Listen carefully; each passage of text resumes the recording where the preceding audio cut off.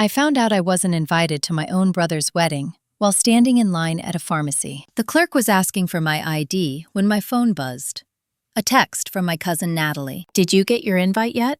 The rehearsal dinner looks fancy." I stared at the screen, waiting for the rest of the sentence.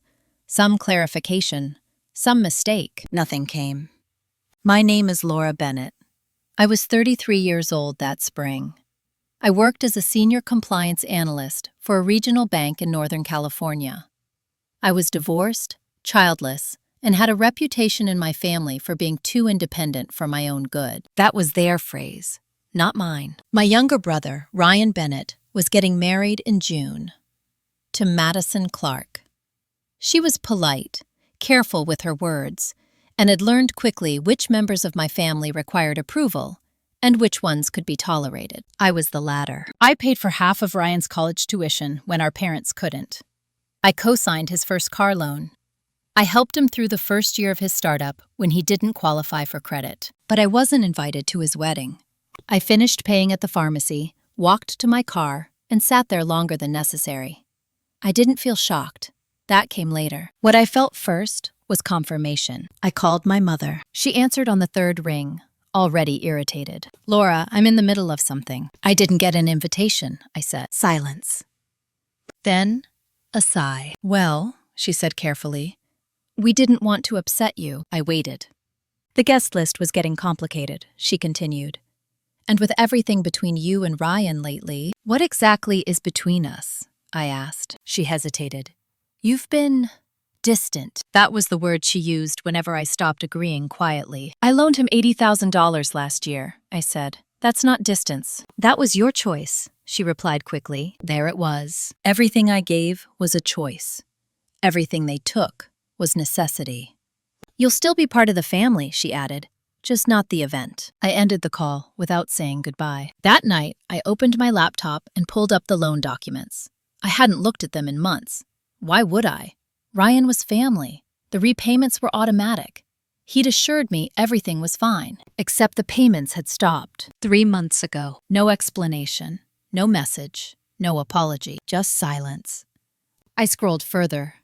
The loan agreement wasn't informal. I'd insisted on that. It was secured against Ryan's business assets, filed properly, signed by witnesses. He couldn't default quietly, unless something else had happened. The next morning, I received a calendar invite, not from Ryan, from my father. Subject: quick family meeting. I almost didn't go, but curiosity is a quiet motivator. We met at my parents' house. Same dining table, same careful arrangement of chairs that subtly reminded everyone where they stood. Ryan was there. Madison, too. Ryan wouldn't meet my eyes. "We wanted to talk about the loan," my father began. I said nothing. "It's become complicated," my mother said. Madison reached for Ryan's hand. "We assumed," my father continued, "that you'd be understanding." "About what?" I asked. Ryan finally looked up. "We used the business as collateral for something else," he said. "Just temporarily." My stomach went cold. "What's something else?" I asked. "A house," Madison said quietly. "The one we're buying." I looked at them both. "You pledged assets that were already pledged," I said. Ryan nodded. "You told the bank the first lien holder had agreed," I continued. More nodding. "That lien holder is me," I said. My father cleared his throat. "This is family," he said. "We thought you wouldn't make this difficult." I leaned back in my chair. In that moment, something shifted. Not anger, clarity.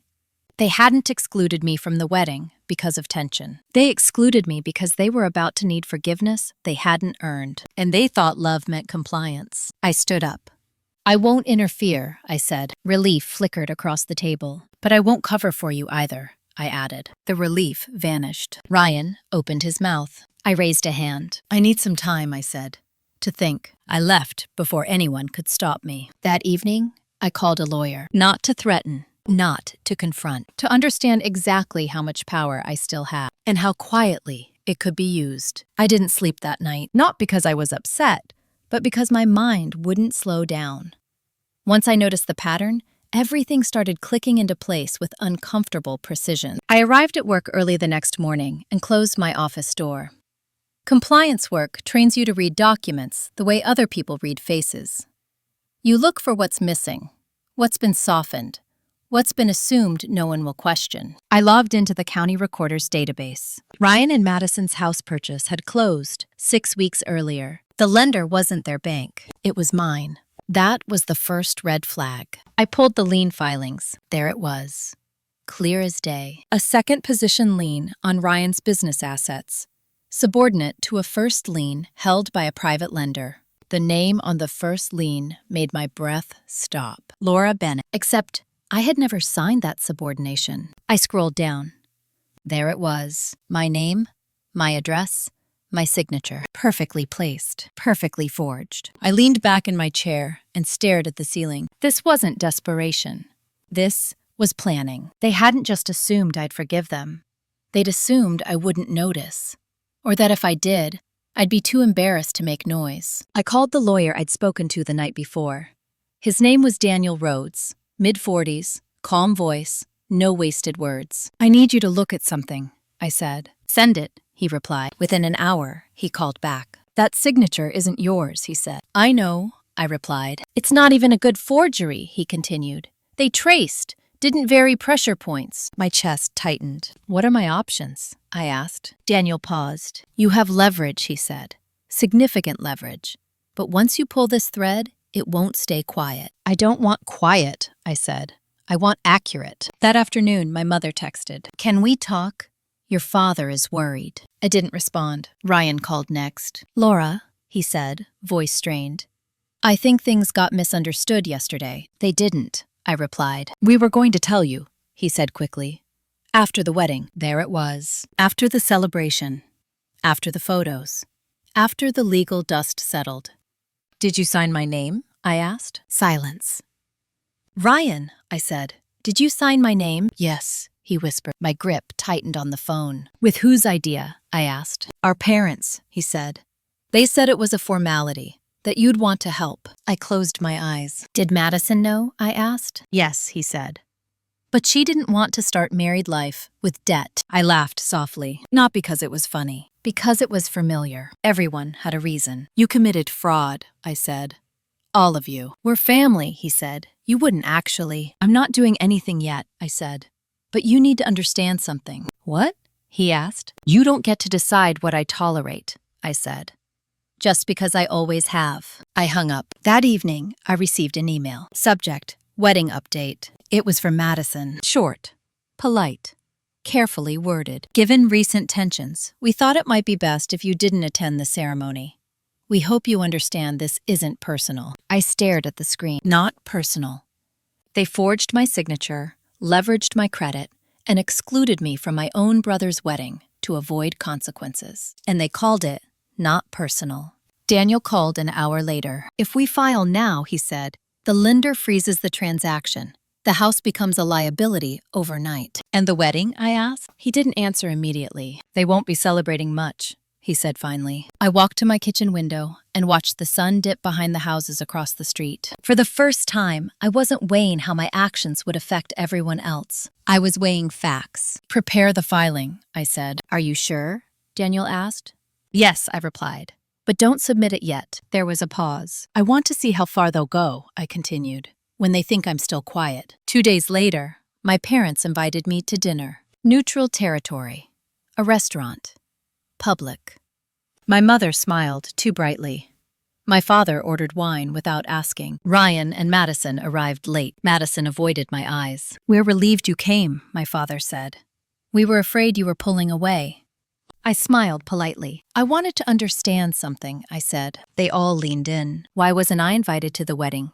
I asked calmly. Ryan opened his mouth. My mother cut in. We didn't want stress, she said. And we worried you might make things legal. I nodded. So they knew. They had always known. I won't attend, I said.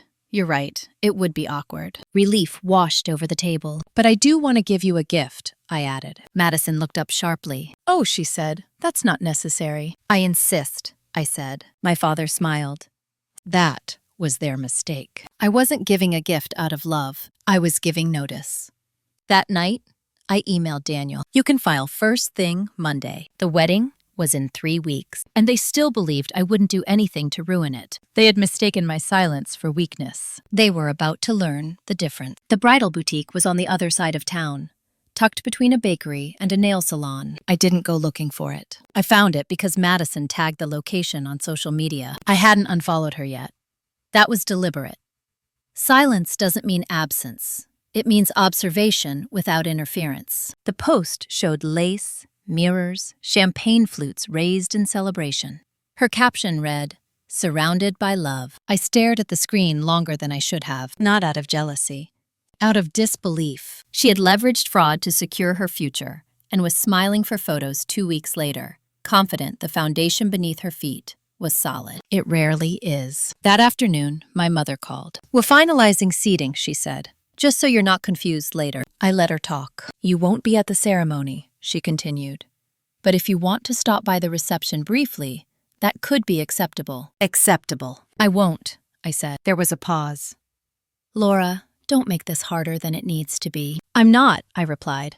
"I'm making it accurate." She hung up. The next morning, Daniel sent me the draft complaint. Forgery, fraud, misrepresentation, material non-disclosure. Clear, precise, devastating. "If filed," he wrote, "the lender is obligated to notify all parties.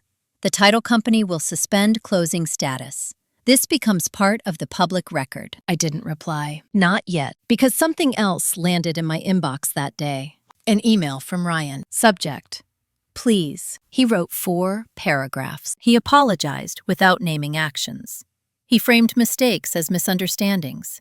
He mentioned stress, wedding pressure, family expectations. Then he wrote the line that finally made me angry. We needed the house to look stable for the wedding photos. That was it. The event mattered more than the truth. The image mattered more than integrity. I replied with one sentence. "You needed my consent to use my name. Nothing else." 2 days later, I ran into Madison's mother, Karen Clark, at a grocery store. I recognized her immediately. She'd always been observant, quiet in a way that suggested she saw more than she shared. "Laura," she said, surprised. "It's been a while." "Yes," I replied. She hesitated. "I hear things are tense." I nodded. She lowered her voice. "Madison told me you were upset about the guest list." I met her eyes. "That's not the issue," I said. She studied my face carefully. "What is?" she asked. I considered my answer. I didn't owe her anything. But clarity has a way of traveling. "My signature was forged on a loan document," I said calmly. "Connected to the house your daughter is buying." Her face drained of color. "That's not possible," she said. "It is," I replied. "And it's documented." She didn't speak for several seconds. "I need to talk to Madison," she said finally. "You should," I replied. That evening, my phone rang. "Madison." Her voice was tight. "Why did you tell my mother?" "I answered a question," I said. "You're trying to sabotage us," she said. "No," I replied. "I'm letting the truth exist outside your control." She laughed nervously. "You wouldn't actually file," she said. "You'd destroy everything." I smiled. "Everything built on a forged signature deserves to be questioned," I said. She hung up. The next morning, Daniel forwarded me an update. The bank had flagged the file internally after an unrelated audit triggered a secondary review. My name appeared twice. That was enough to raise concern. "If we file now," Daniel wrote, "we won't be the first voice. We'll be the confirming one." Perfect. That afternoon, my parents showed up at my door, unannounced. My father looked tired. My mother looked angry. "This has gone far enough," my father said. I stepped aside and let them in. My mother paced. "You're humiliating your brother." "No," I said. "He did that." My father leaned forward. "What do you want?" I didn't answer immediately. "Because this wasn't negotiation. This stops if you sign a confession and correct the filings," I said. "Immediately." My mother laughed. "You expect us to admit to a crime?" "Yes," I replied. "Or the court will document it for you." Silence fell. Ryan called from their phone. "Please," he said. "You'll ruin the wedding." I looked at the date on the calendar. 10 days away. "No," I said. "The wedding will reveal what you built it on." They left without another word. That night, I forwarded the final approval email to Daniel. "Filed tomorrow." He replied with one word. "Understood." As I shut down my laptop, my phone buzzed again. A text from Madison. "We can fix this. Just tell me what you want." I didn't respond, because this wasn't about what I wanted. It was about what they'd already taken and what they were about to lose. The filing went through at 8:42 a.m. Daniel texted me first. It's live. No drama, no exclamation points, just confirmation. I was already awake. Coffee untouched, laptop open, but ignored. I'd learned that the most important shifts don't come with noise. They come with silence that suddenly means something different. By 9:15, my phone started ringing. Unknown number. I let it go. Then another. Then my mother. I watched it buzz across the table until it stopped. At 9:27, Daniel called. The lender has issued a temporary freeze, he said. Title company notified. Escrow halted. I closed my eyes. And the house? I asked. Legally unstable, he replied. No clear lien priority.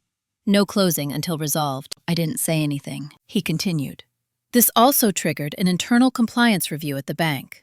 Because your name appears in both roles. Meaning? I asked. Meaning they're asking questions, he said, and no one's allowed to answer them without counsel. I hung up and finally took a sip of coffee. It tasted normal. That surprised me. By noon, the wedding planner knew. By 1, Madison's bridesmaids knew. By 2, the venue had called Ryan. By 3, the florist canceled delivery pending payment confirmation. The system was reacting the way systems always do when the truth enters them efficiently. Ryan showed up at my apartment at 4:10. He didn't knock. He pounded. I opened the door and stepped back without inviting him in. His eyes were red. His hands shook. You did this, he said. Yes, I replied. You could have talked to us, he said. I did, I replied. You lied. He ran a hand through his hair. They won't let us close, he said. Madison's parents are furious. That makes sense, I said. They were included without consent. You've ruined everything, he said. I looked at him carefully. No, I said. I stopped pretending nothing was wrong. He laughed, sharp and hollow. You always think you're right, he said. I think documents matter, I replied. He stepped closer. If the wedding falls apart, he said, I'll never forgive you. I met his gaze. You already decided that when you signed my name, I said. He left without another word. That evening, my father sent a single text. We need to talk now. I didn't respond because urgency on their side didn't create obligation on mine. At 7:30, Madison called from a blocked number. I answered. Her voice broke immediately. My parents are threatening to pull funding, she said. They think Ryan lied to them. He did, I replied. They want me to postpone the wedding, she continued. Until this is resolved. That would be wise, I said. There was a long pause. Is there anything I can do? She asked. I considered it. Yes, I said. Tell the truth, publicly. Correct the filings. Accept the consequences. She sniffed. That would be humiliating. So is fraud, I replied. She hung up. The next day, my parents' attorney called Daniel. Daniel looped me in. They want to negotiate, he said. They're offering repayment plus damages. And admission? I asked. Daniel paused. No. Then there's nothing to discuss, I said. The wedding website went offline that afternoon. Guests received a vague email citing unforeseen circumstances. No details, no timeline, just cancellation. I didn't feel relief. I felt alignment. Because for the first time, events were matching reality. 2 days later, Madison's mother requested a meeting. Neutral location. Her idea. She arrived composed, but shaken. I had no idea, she said. None. I believe you, I replied. She exhaled. They told us the financing was clean, she continued. That family had signed off. I nodded. They used your trust as cover, she said quietly. Yes, I replied. She straightened. My husband wants to press charges, she said. That's his right, I replied. She studied me. Is that what you want? She asked. I shook my head. I want the record corrected, I said, and my name removed from misuse. She nodded slowly. That may cost them everything, she said. I met her gaze. It already has, I replied. That night, I received a notification from the county recorder. A request for correction had been submitted. Not approved. Submitted. Ryan had finally retained his own lawyer. The process had begun. I stood by my window and watched the streetlights flicker on. For years, I'd been told I was too rigid, too formal, too legal. But this wasn't rigidity. This was the cost of assuming someone else would always clean up the mess. The wedding was off. The house was frozen. And for the first time, No one was asking me to fix it. The cancellation became official the following Monday. Not dramatic, not public. Just a quiet update on the wedding website, a few refunded deposits, and a carefully worded message sent to guests, thanking them for their understanding during an unexpected family matter. That phrase followed me for weeks. Unexpected family matter. It was vague enough to protect them and precise enough to isolate me. The story shifted quickly. I noticed it first through absence, calls that didn't come, invitations that quietly stopped. A cousin I used to check in with weekly stopped replying altogether. Then came the explanations. My Aunt Susan left a voicemail. Your mother says you're under a lot of stress and may not be thinking clearly. An old family friend sent a message saying, I hope you get the help you need. Help. Because when a woman refuses to quietly absorb damage, something must be wrong with her. Ryan didn't contact me again. Madison didn't either.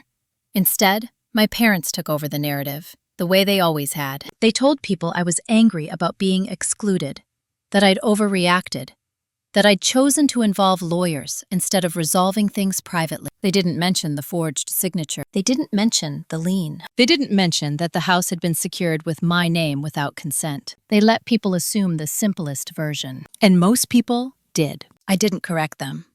Correction would have sounded defensive, and defense implies doubt. Instead, I focused on the facts. Daniel and I met twice that week. The bank's compliance department had escalated the issue internally. An external investigator had been assigned. All communications were now routed through counsel. Your parents are panicking, Daniel said during our second call. They're worried this will bleed into their own credit exposure. They should be, I replied. They're asking if you'd consider mediation, he continued. I already am, I said. It's just not emotional. That Friday, my mother showed up at my apartment again. This time, alone. She didn't look angry. She looked rehearsed. You're being unreasonable, she said as soon as I opened the door. I'm being precise, I replied. She stepped inside without waiting for permission. People are talking, she said. They think you're unstable. I closed the door calmly. They thought that before, I said. This just gives them a story. She crossed her arms. You always had to control things. I leaned against the counter. No, I said. I controlled risk. There's a difference. She scoffed. Ryan made a mistake. He committed fraud, I replied. She flinched at the word. You didn't have to ruin his future, she said. I looked at her carefully. I didn't ruin anything, I said. I stopped consenting. Her voice softened. You could still fix this. I shook my head. You don't understand, I said. I'm not trying to fix them anymore. She stared at me, as if waiting for something else. For guilt. For softness. For the version of me that always folded. When it didn't appear, her expression hardened. If this goes to court, she said, you'll lose your family. I didn't answer right away. Then I said, I lost them when my name became a tool. She left without another word. That night, Daniel forwarded me an update. Madison's parents had retained separate counsel. They were no longer aligned with Ryan's legal strategy. They were demanding full disclosure. Pressure is coming from multiple sides now, Daniel wrote. Good. Pressure reveals truth faster than time. Over the next few days, documents surfaced. Emails between Ryan and the loan officer. Messages where my consent was implied, not stated. Texts between my parents, discussing whether I would make a fuss if I found out. One message stood out. She won't blow this up. She never does. It was from my mother. I stared at it longer than the rest. Not because it hurt. Because it clarified everything. I hadn't been excluded from the wedding because of conflict. I'd been excluded because they believed I would eventually comply silently. That belief had shaped every decision they made. The following Wednesday, Daniel called me with a measured tone. They want to settle, he said. All parties. What does that look like? I asked. Correction of filings, he said. Formal acknowledgement of unauthorized use of your name. Financial restitution. Non-disparagement clauses. And criminal exposure, I asked. They're hoping to avoid it, he replied. I looked out my window at the street below. People walking dogs, living their lives, unaware that a family was quietly unraveling 3 floors above them. Draft the terms, I said, but I won't agree to silence. Daniel paused. They're insisting on it, he said. Then they don't want resolution, I replied. They want cover. He exhaled. This could get ugly. It already did, I said. I just stopped pretending it was polite. That evening, I received a text from an unknown number. Please, just tell me what to do. It was Ryan. I didn't respond because this wasn't about instruction. It was about accountability. And for the first time, accountability wasn't optional. The settlement draft arrived on a Thursday morning. Daniel sent it with no commentary, just the attachment. I didn't open it right away. I'd learned that urgency belonged to the people who were losing control, not to me. When I did open it, the language was careful in the way lawyers use when they're trying to shrink something dangerous into something manageable. Unauthorized representation, administrative oversight, unintentional miscommunication. They were trying to sand down fraud until it felt like a clerical error. The proposal offered restitution, full repayment, interest, a separate payment labeled inconvenience compensation, a clause requiring all parties to refrain from public statements. Silence, again. Purchased. Polished. I read it twice. Then I scrolled to the last page. There it was. Release of all claims. Permanent. Comprehensive. Final. They weren't just trying to end this. They were trying to make sure it could never be referenced again. I called Daniel. They want me erased, I said. They want certainty, he replied. They want protection, I corrected. For themselves. Daniel didn't argue. What do you want? He asked. I thought about that. Not emotionally. Structurally. I want the record corrected in every place my name appears, I said. Publicly. I want acknowledgement that my signature was used without consent. And I want a timeline. A timeline? He asked. Yes, I said. For when the correction is filed, when restitution is paid, and when disclosures are sent to the bank and county. And the non-disparagement clause? He asked. I won't disparage, I said, but I won't lie. There was a pause. That will be a problem for them, Daniel said. Then it's accurate, I replied. He sent the counter-proposal that afternoon. The response came faster than I expected. My father called. This is excessive, he said. No, I replied. This is proportional. You're humiliating us, he said. I'm documenting, I replied. He raised his voice. We're your parents. That didn't give you the right to sign my name, I said. Silence. You're tearing the family apart, he said finally. I closed my eyes. No, I said. I'm refusing to hold it together alone. That night, Madison's mother emailed me. Short. Direct. We support full correction and disclosure. We were misled. I forwarded it to Daniel. That changed the math. 2 days later, the bank issued a formal notice of concern to all parties. The compliance review had expanded. External counsel involved. Potential referral pending. Ryan called me that evening, not pleading this time. Quiet. I didn't think it would get this far, he said. That's because you thought I'd disappear, I replied. I thought you'd forgive me, he said. I paused. You thought forgiveness meant no consequences, I said. That's not forgiveness. That's permission. He didn't respond. I don't hate you, I added, but I won't protect you from what you chose. The next morning, Daniel called with a new tone. They've agreed, he said.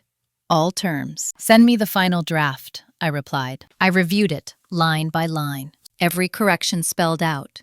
Every filing referenced by number. Every acknowledgement explicit. The language was no longer soft. It was factual.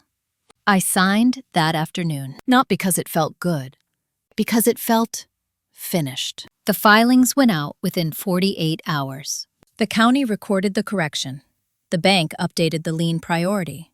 The lender issued a revised notice acknowledging unauthorized use. Ryan's house purchase collapsed quietly. No press, no spectacle, just absence. The wedding date passed without ceremony. No photos, no venue, no carefully curated beginning. I spent that weekend hiking alone in a state park 2 hours away. No signal, no notifications, just trees and distance and the sound of my own breath. When I returned, my phone held one voicemail from my mother. Her voice was different, lower, uncertain. I don't know who you are anymore, she said. I deleted it. Because I finally did. That night, I sat at my kitchen table and opened a new document, not legal, personal. I wrote down what I knew now, that being reliable had never protected me, that silence had always been mistaken for consent, that love in my family had been conditional on compliance, and that the moment I stopped caring what wasn't mine, the system collapsed under its own weight. I closed the document and shut down my laptop. There was nothing left to prove. The paperwork ended the legal problem. It didn't end the consequences. Those moved slower, quieter, the way things do when no one is performing anymore. The first sign came from work. My manager asked if I could stop by her office after lunch. No urgency in her voice, but a careful neutrality that told me she already knew something I didn't. When I sat down, she closed the door. "This isn't disciplinary," she said immediately. "I want to be clear." I nodded. "We received an inquiry from internal audit," she continued. "Routine, but specific." My chest tightened slightly. "Specific how?" "They're reviewing any files connected to the Bennett-Clark loan," she said. "Your name came up." I waited. "They know you weren't involved in approving anything," she added quickly. "But they wanted to understand whether there was pressure or expectation." Expectation. I thought of my parents' dining table, the forged signature, the assumption I'd never push back. "No," I said. "There was no pressure. Just misuse." She studied me for a moment. "You handled this correctly," she said finally. "But I want you to know something." I met her eyes. "People who expose problems don't always get thanked," she said, "even when they're right." I smiled slightly. "I know," she nodded. "If you need support here, you have it." That mattered more than I expected. At home, the silence thickened. Family group chats went quiet. Holiday plans disappeared from shared calendars. A cousin I used to talk to weekly unfollowed me without comment. No confrontation, just removal. I ran into my Aunt Susan at a farmer's market a few weeks later. She hesitated when she saw me, then forced a smile. "Laura," she said, "it's been a lot." "It has," I replied. She glanced around, lowering her voice. "Your mother's devastated." "I'm sure," I said. "She doesn't understand why you wouldn't just let it go," Susan continued. I looked at her calmly. "Did she explain what she asked me to let go of?" I asked. Susan opened her mouth. Closed it. "No," she admitted. I nodded. "That's usually how this works." She didn't argue. Ryan moved out of my parents' house 2 weeks after the settlement finalized. I heard that from Natalie, who called one night and spoke carefully, as if unsure where she stood. "He's staying with a friend," she said. "Things are strained." "That happens," I replied. "He keeps saying he never meant to hurt you," she added. "I believe him," I said. "That doesn't change what he did." She was quiet. "Are you okay?" she asked. I considered the question honestly. "Yes," I said. "I'm just not available anymore." That seemed to confuse her. The most unexpected consequence came a month later. Madison's parents invited me to lunch. I almost declined. Curiosity won. We met at a quiet restaurant near their office. Karen Clark looked tired, but composed. Her husband, Thomas, was direct in a way that left little room for interpretation. "We wanted to thank you," Karen said. "For what?" I asked. "For not pretending," Thomas said. It forced clarity. Karen nodded. "Our daughter is reassessing things. Therapy. Time away." I didn't comment. Thomas leaned back. "We raised her to value appearances. That didn't serve her. No one had ever admitted something like that to me before." "We won't be attending any rescheduled wedding," Karen added, "if there is one." I nodded once. As we stood to leave, Karen touched my arm. "You didn't take revenge," she said quietly. "You took responsibility back." That stayed with me. The following Sunday, I packed up my apartment, not because I was fleeing, because I was done orbiting the same geography. I found a small place 2 hours north, near the coast, quiet, anonymous. I didn't tell my parents. I told my employer. They supported the move. On my last night in the apartment where everything had happened, I sat on the floor with my back against the wall and let myself feel the weight of what I'd lost. Not my family. The version of myself who thought being included was worth any price. I slept deeply for the first time in months. The next morning, I drove north without looking back. The coast was quiet in a way that felt intentional, not empty, just unclaimed. My new apartment sat above a bookstore and across from a small cafe that closed early. No one knew my history there. No one expected anything from me beyond rent and courtesy. That was the point. The first few weeks passed without incident. Work settled into a rhythm. I walked the same route every morning, learn the names of the baristas, watch the tide shift with the seasons. And in the absence of constant tension, other things surfaced. Memory, pattern, recognition. I realized how much of my adult life had been spent anticipating my parents' reactions.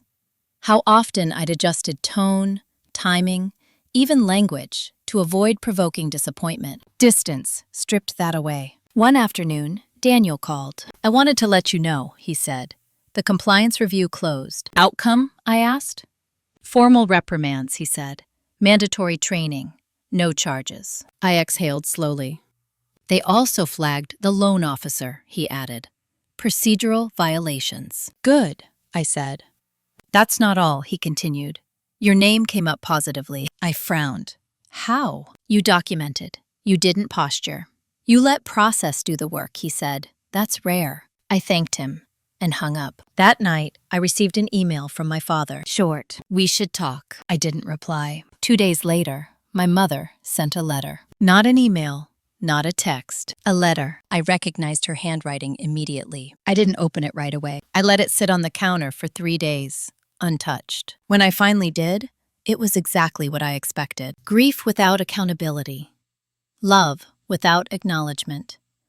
Regret framed as misunderstanding. She wrote about family, about forgiveness, about how everything had gone too far. She didn't mention the forged signature. She didn't mention consent. She didn't mention choice. She ended with, "We did our best." I folded the letter and placed it in a drawer, not as evidence, as closure. A week later, I received an invitation. Ryan and Madison. Private ceremony. Small.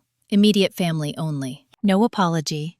No explanation. Just an assumption. I declined without comment. That was my answer. Work shifted unexpectedly after that. My manager called one morning. "We're expanding the compliance team," she said. "There's a leadership role opening. I want you to consider it." I hesitated. "It's more visibility," she continued. "More responsibility." I smiled slightly. "I don't mind responsibility." I accepted. The role came with travel, autonomy, influence, not power over people. Power over structure. That mattered. The first time I spoke at a regional compliance meeting, I didn't mention my family. I didn't mention fraud. I spoke about assumption, about how systems fail when they rely on silence. The room was quiet. Afterward, a woman approached me. "I've been carrying something similar," she said. I didn't know how to name it. "You don't have to," I replied.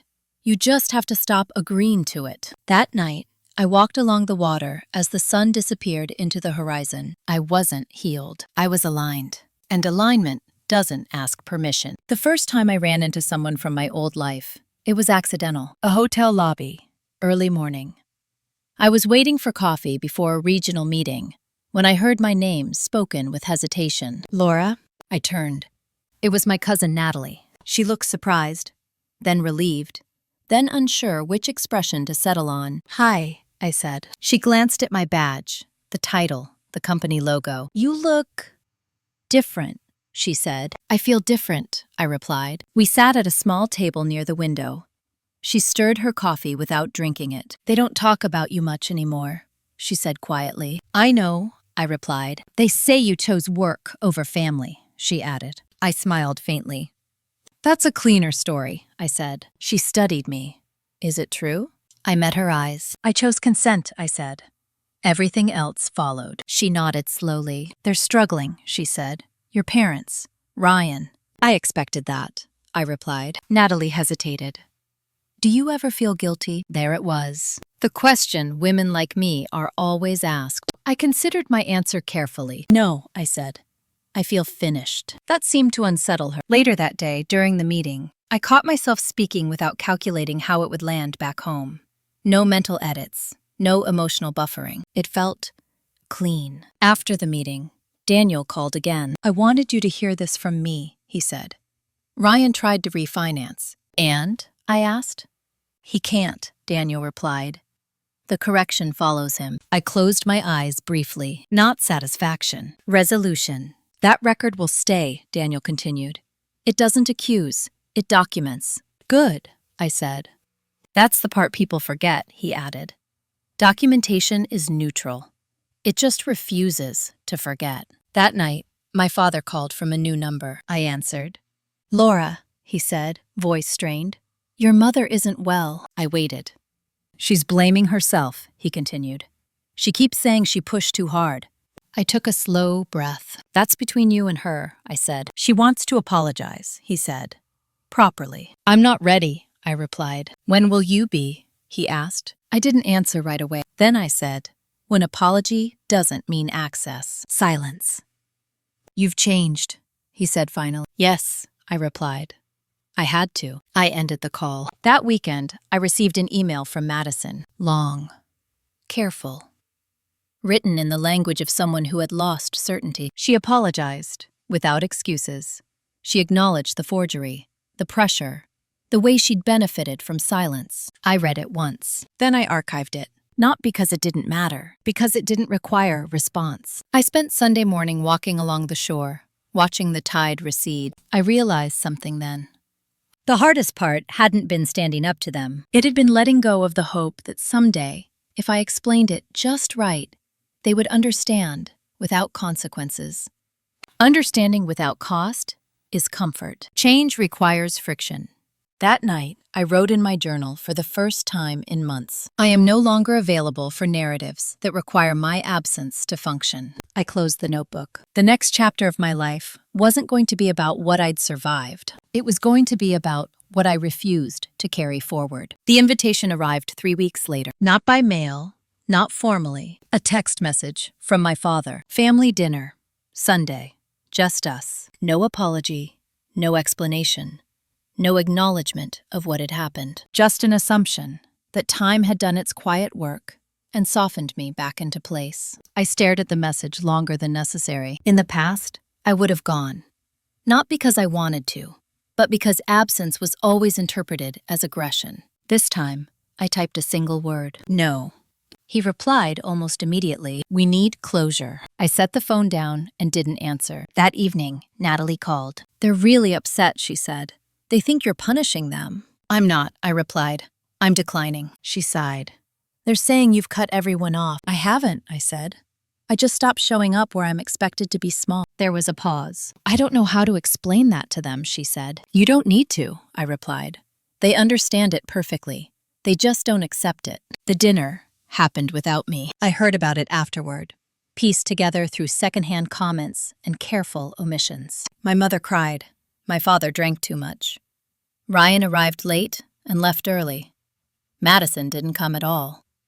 They spoke about me as if I were an unresolved issue, not a person. The following week, something unexpected happened. I was asked to join a closed-door review panel at work. A temporary assignment. Sensitive, high visibility. One of the cases involved a family-owned business accused of internal fraud. As I read through the file, I felt a strange familiarity. The dynamics were different. The facts weren't mine. But the structure was the same. Assumption. Silence. Misuse of trust. During the meeting, someone asked, "Why didn't the sister say anything sooner?" I answered without hesitation. "Because she was trained not to," I said, "and because the system benefited from her silence." The room went quiet. Afterward, my manager pulled me aside. "That was perceptive," she said. "It was lived," I replied. That night, I received another message from my mother. "We never meant to hurt you." I didn't respond. Because intention without accountability is just another form of erasure. 2 days later, Daniel emailed me one final update. Ryan and Madison had separated. No drama, no filings yet. Just distance. I read the message once and closed it. This wasn't the outcome I wanted. It was simply the one that followed. On Sunday morning, instead of driving back to the city for family obligations, I walked to the cafe downstairs, sat by the window, watched people pass without recognizing me. I realized something then. The dinner I didn't attend mattered more than all the ones I ever had, because it marked the moment I stopped negotiating my presence. I wasn't withholding myself. I was reclaiming myself. And for the first time, that didn't require explanation. Silence changes shape after a while. At first, it feels like resistance, then punishment. Eventually, it becomes space. By the time autumn arrived, I realized no one in my family was reaching out anymore. Not cautiously, Not angrily. Not even indirectly. They had run out of angles. That was new. In the past, silence from me triggered escalation, guilt, drama, reframed emergencies. But now, without reaction, their efforts collapsed inward. There was nothing to push against. I didn't celebrate that. I observed it. Work filled the space cleanly. The leadership role I'd stepped into expanded faster than expected. I was asked to help design new internal controls for conflict of interest cases, the kind that sit at the intersection of family, finance, and assumption. During one session, a senior executive asked me, "How do you separate emotion from obligation?" I answered honestly. "You don't," I said. "You document obligation so emotion can't distort it." That answer followed me. A month later, I was invited to consult on a federal case review panel. Temporary, confidential, paid well enough that money stopped being a concern and became simply a tool. I signed the contract without hesitation. That night, I received a message from Ryan. Not a plea, not an apology, an update. He and Madison were officially divorcing. Mediation, no contest. Assets, minimal. I read it once. Then I closed my phone. Somewhere along the way, I'd stopped being the person events happened to and started being the person they no longer centered around. The holidays came quietly. No Thanksgiving invitation, no Christmas text, no birthday card in January. I bought myself a small tree, cooked for friends, traveled for work. On Christmas morning, I walked along the shore alone, wrapped in a coat that smelled like salt and cold air. I didn't feel lonely. I felt unclaimed. In late January, my father emailed me. Subject: one last thing. I almost deleted it, unopened. Curiosity 1. He wrote about age, about regret, about how things hadn't turned out the way he'd expected. He didn't apologize directly. He didn't deny anything either. At the end, he wrote, "Your mother wants to know if there's any chance we could start over." I stared at the sentence for a long time. Then I wrote back, "I'm not interested in starting over. I'm interested in starting differently.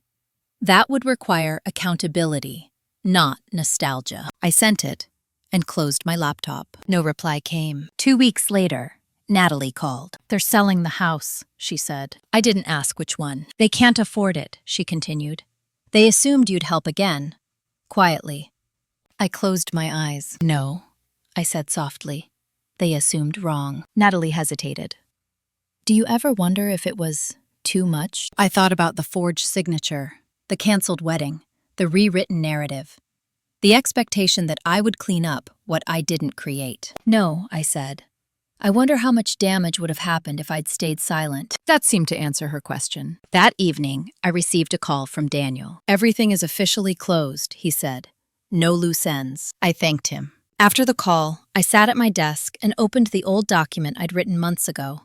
The one where I'd listed what I'd learned. I added one more line. "Boundaries don't end relationships. They reveal which ones were real." I saved the file. Outside, the sun was setting, casting the ocean in muted gold.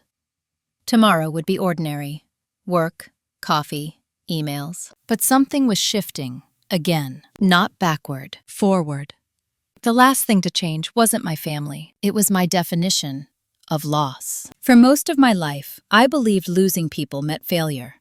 That if I'd been clearer, kinder, more flexible, the distance wouldn't exist. That belief kept me available long after I should have been unavailable. 1 year after the wedding that never happened, I stood in my apartment with the windows open, listening to the ocean and sorting through a box of old documents. I didn't need to keep them anymore. Not the filings, not the letters, not the emails that explained what had happened in legal language. I kept one thing, a single page I'd printed early on, the correction notice from the county recorder.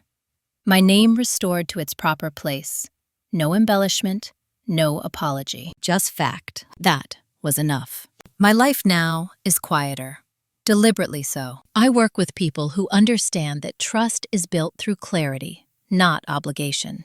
I choose friendships that don't require me to perform gratitude for basic respect. I haven't spoken to my parents in months. Not because I'm angry, because there's nothing left to resolve. Ryan sent one final message earlier this year. Not asking for help, not explaining, just a sentence. I see it now. I didn't reply. Some realizations don't need witnesses. If you're listening to this story and recognizing yourself in parts of it, I want to say something without softening it. If people only value you when you make things easier for them, they don't value you. They manage you. If your silence is the price of peace, that peace is rented, not owned. And if choosing yourself is treated like betrayal, that's not love losing. That's control losing access. I didn't get revenge by ruining anyone. I got it by stepping out of a role that required my erasure. That's the kind of karma that doesn't announce itself. It just works. If this story resonated with you, especially if you've ever been the dependable one, the fixer, the person who held everything together while being quietly sidelined, share your thoughts in the comments. And if you want more stories about boundaries, family drama, betrayal, and the calm kind of payback that comes from choosing yourself, like and subscribe. Take care of yourself. You don't owe anyone access to a version of you that no longer exists.